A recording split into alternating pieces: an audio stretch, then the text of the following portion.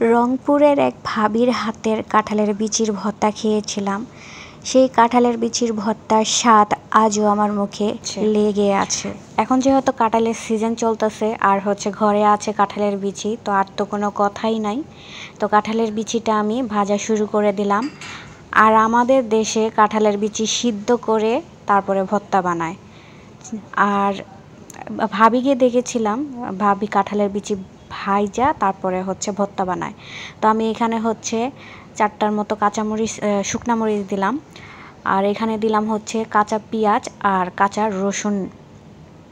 এখানে বড় সাইজের একটা রসুন নিয়েছিলাম, রসুনটা 3 টুকরা করে নিলাম। এখন আমি 4টার মতো মরিচ নিছি। তো মরিচটা আগে প্রথমেই বেটে নিলাম, লবণ দিলাম পরিমাণ মতো। লবণটা দিয়ে তারপরে মরিচটা আমি এখন বাটা শুরু করে দিলাম। আর এখন আমি রসুনটা বাটবো, কারণ রসুনটা একটু ফিনিশিং করতে হবে বেশি। আর পেঁয়াজটা আদা বাটা করব।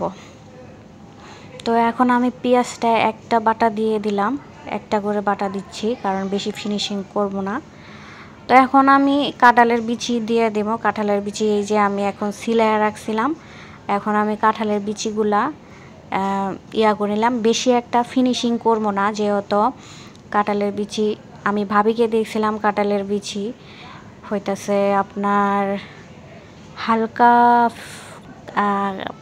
থাকে, আস্তে আস্তে থাকে। তো এখন আমি সেইভাবেই বেটে নিচ্ছি।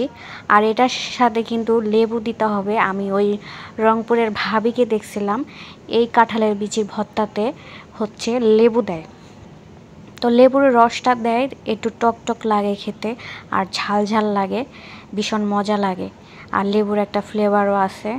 তো এখন আমি এখানে একটু লেবুর চিপড়ে দিতেছি, দেখতেই পারতেছেন।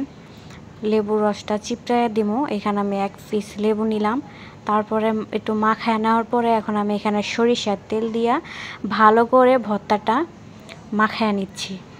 মাখায় নেওয়ার পরে এখানে আমি একটা হাফ প্লেটে রেখে দিব। আর বাসায় আজকে ভাত নাই, না হলে কিন্তু আমি পাটাতে ভাত মেখে খেয়ে নিতাম, যেহেতু ভাত নাই। তো এখন আমি ভর্তাটা উঠে নিয়েছি, দেখতে পাচ্ছেন কতটা মজাদার হয়েছে। সবাই ভালো থাকবেন, আল্লাহ হাফেজ।